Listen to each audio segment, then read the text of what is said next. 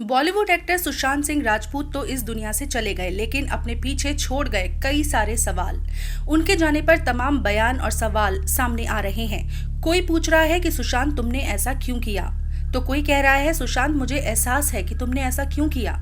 सुशांत सिंह राजपूत जैसे जिंदा दिल इंसान और बेहतरीन एक्टर का आत्महत्या कर लेना हर किसी को नागवार गुजर रहा है।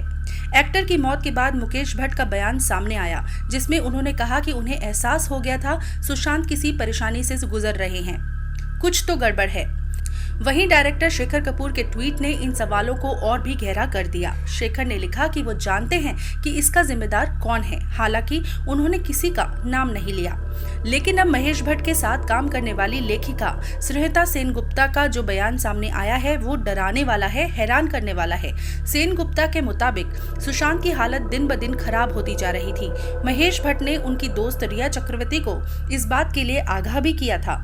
एक खबर के मुताबिक महेश भट्ट ने कहा था कि सुशांत की हालत परवीन बॉबी जैसी हो चुकी है। उन्होंने रिया को कहा था कि वो एक्टर से अलग हो जाएं, वरना इसका असर उन पर भी पड़ सकता है।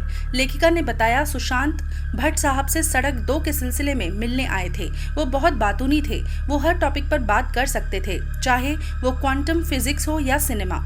इस दौरान भट्ट साहब को समझ में आ गया था कि सुशांत की हालत परवीन बॉबी जैसी हो चुकी है, अब केवल दवाइयां उन्हें ठीक कर सकती थी। रिया ने जो कुछ वक्त से सुशांत के साथ थी, उन्होंने बहुत कोशिश की थी कि सुशांत वक्त पर दवाइयां ले, लेकिन सुशांत ने दवाइयां लेने से मना कर दिया था। सुशांत एक बहुत बुरे डिप्रेशन से गुजर रहे थे। करीब 1 साल से सुशांत ने बाहरी दुनिया से खुद को दूर कर लिया था। रिया उनके साथ थी, लेकिन वो भी ज्यादा वक्त तक नहीं रह सकती थी।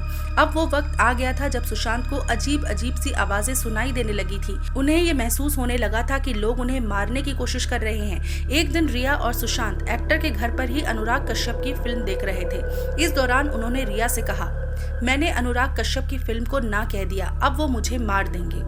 सुशांत की बातें सुनकर रिया को डर लगने लगा था। अनुराग कश्यप वाली बात सुनकर रिया डर गई थी। उन्होंने जब ये बात महेश भट्ट से शेयर की तो महेश भट्ट ने रिया को तुरंत सुशांत से दूर होने की सलाह दी। महेश भट्ट ने रिया को समझाया कि अब वो कुछ नहीं कर सकती। अगर वो सुशांत के साथ रही तो इसका बुरा असर उन पर भी पड़ेगा। इसके बाद रिया ने सुशांत से अलग होने का फैसला कर लिया। रिया बस सुशांत की बहन का मुंबई से आने का इंतजार कर रही थी। सुशांत की बहन के आते ही रिया एक्टर के घर से चली गई।